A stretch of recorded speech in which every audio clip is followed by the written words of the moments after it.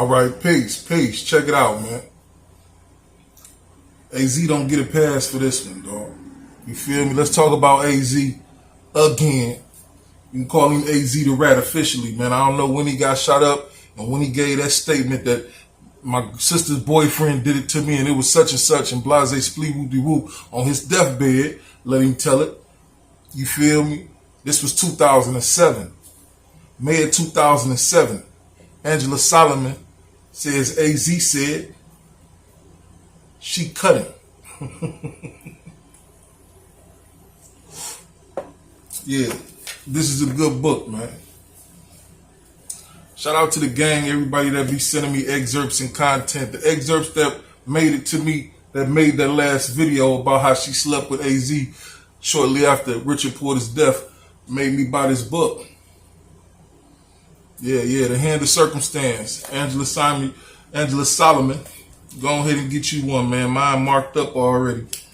I'm going to get to where it's at, man. But evidently, AZ needed a signature for the game over in order to use Richard's name, right? So they got together. She got together with him. This is after they slept together and everything. She got together with him and had a conversation.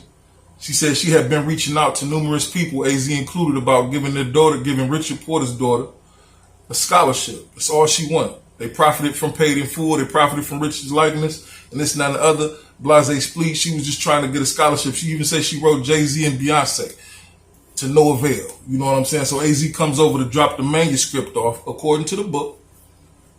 And she pops off about this and that and the other. She also says, don't let this go over here, that AZ was trying to play Richard out in the Game Over book.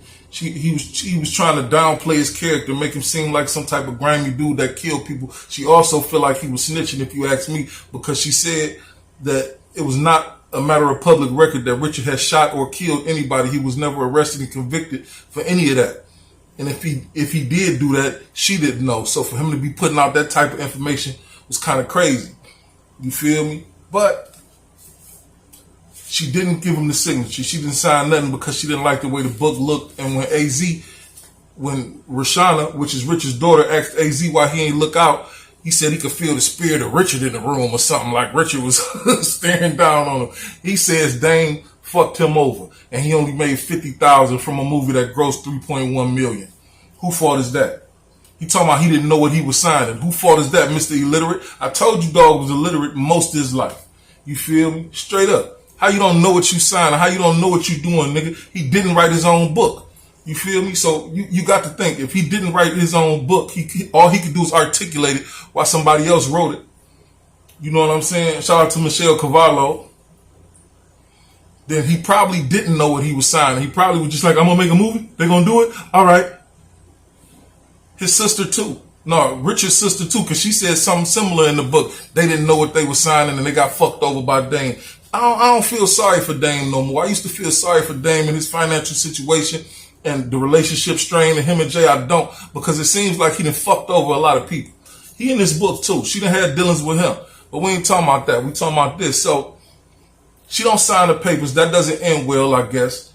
He gets on MySpace at the time and says he was Richard Porter, says to Richard Porter's daughter, Rashana, which is Angela Solomon's daughter as well, I was his friend before you was his daughter. Man, that shit LGBTQ, man. You feel me? I'm starting to think he felt different about Richard. You know what I'm saying? What you mean? I was his friend before you was his daughter. That's some old stuck in a relationship. Oh, my girlfriend left me. Oh, let's still be friends ass shit. I don't know what the fuck he on with that. You feel me? That's crazy, man. What could he possibly mean? And she said she didn't know what he meant. Neither did his daughter. Neither did Richard Porter's daughter. And they cried about it. It was a hurtful incident. So fast forward. She tells her other daughter's father about what AZ had done. In her eyes, as she says in the book, he was fucking with her daughter. So Dog takes it upon himself. Let me see if I can get to that part in the book, man, because I want to read that part. Because I'm skipping by. You feel me? I want to read that part. Dog take him over there to AZ crib. She said, we pull up on 146th Street and St. Nicholas Avenue, right in front of AZ's mother's building. My daughter's father and I both got out of the car. My younger daughter, and the little girl Shannon stayed in the car. My daughter was 12. Shannon was 4 years old. Let's flip that page. I don't remember exactly what I said to AZ when I got out of the car. My daughter's father reached AZ first. I was walking towards AZ. I was upset, screaming, "Why you fucking with my daughter?" I said it a few times as I walked towards AZ. Before I could get close to AZ to talk to him, I noticed he was holding the top of his head with his right hand. I saw my daughter's father running back toward the car, so I ran back to the car too. I did not know what was going on. Everything happened so fast. I never got a chance to talk to AZ about upsetting Rashana.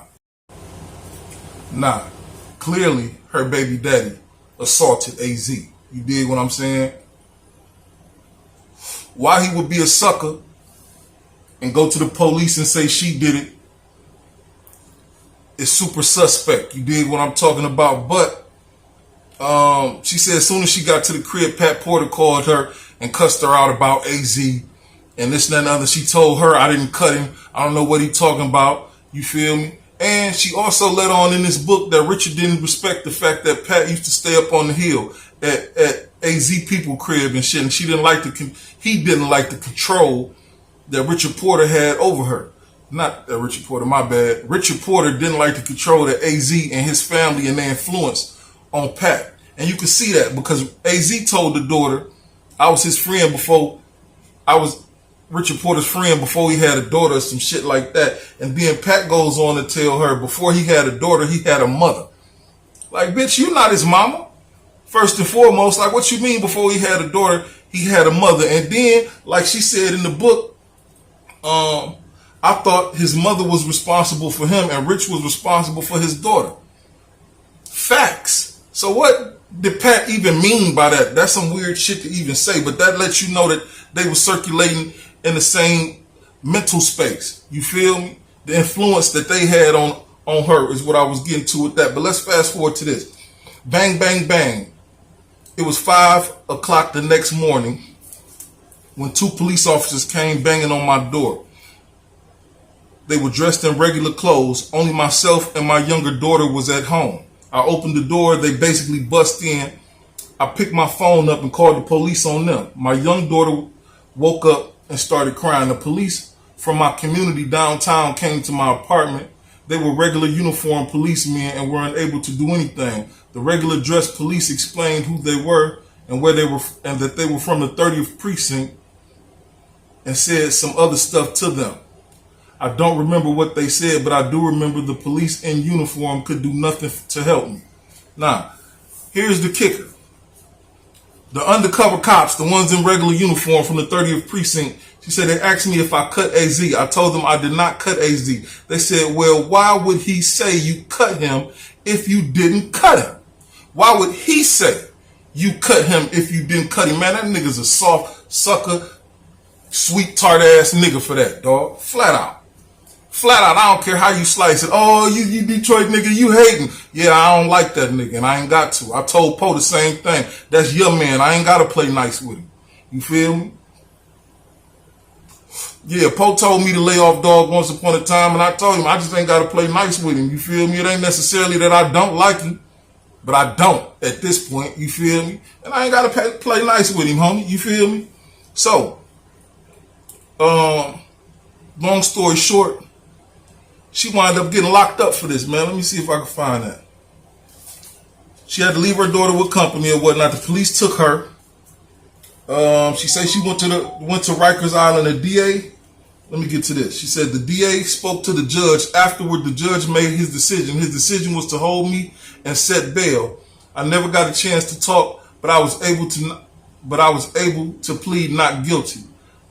I believe the bail was $6,000 on my way to Rikers Island. She said I believe the bail was $6,000. Was $6,000.